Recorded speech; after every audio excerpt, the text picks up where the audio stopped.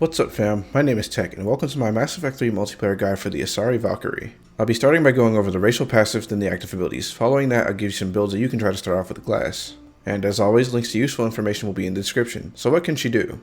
Asari tend to be slippery casters who have pretty standard base stats and passive, with 500 for both health and barrier. Their fitness tree is identical to the base humans, and Asari Justicar favors power damage over weapon damage compared to Alliance training. Most of their mobility is the same as the humans aside from their roll. This is where that slipperiness comes from, as Asari have a short blink instead of a roll. It can be chained together quickly and is a pretty solid replacement. Aside from that, the only other real unique thing here is the heavy melee is an AoE biotic blast instead of a regular one. As an Asari Valkyrie, you have access to Tech Armor, Annihilation Field, and Warp, a very flexible kit. If you like to play fast and close, you're able to deal high damage by priming nearby targets with Annihilation Field and detonating them with Warp. Couple this with a good shotgun and you have a very deadly setup. Or if you like to have more space between you and the enemies, you can utilize the Warp Incendiary Bug to deal good damage against most targets while setting up a biotic primer for your team to detonate.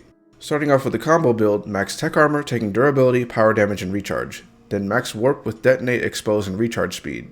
Finally, max Annihilation Field with radius, move speed, and drain. Then take your favorite shotgun, some good examples being the Piranha, the Wraith, or the Claymore.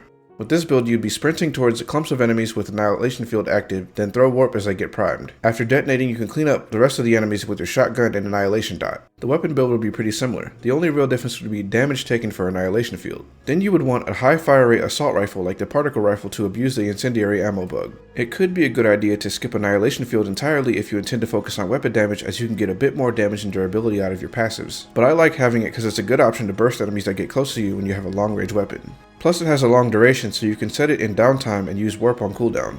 And keep in mind, if you're using close range weapon with high fire rate like the Hurricane, it becomes more valuable, so it's really a preference thing. If you're not familiar with the Warp Incendiary Bug, I'll drop a Reddit post that goes into good detail on it, but for a TLDR, if you warp a target then fire incendiary rounds at them, instead of each shot having a dot that lasts 3 seconds, it smushes that damage into the already applied warp, while applying Warp's damage multipliers. This will give you a very high damage dot, and since it's being applied with Warp's modifiers, you'll be doing extra damage to barriers when normally it would not.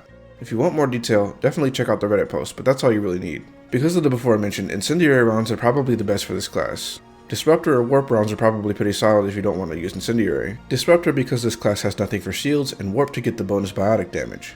This class is probably best against Reaper because of the amount of armor and barriers. I'd say it's probably worse against Geth because of all the shields. If you like this video, please drop a like so the YouTube algorithm lets other people know this game is still being played. And if you want to pick the class I work on next, I'll be putting out a poll soon. Later fam.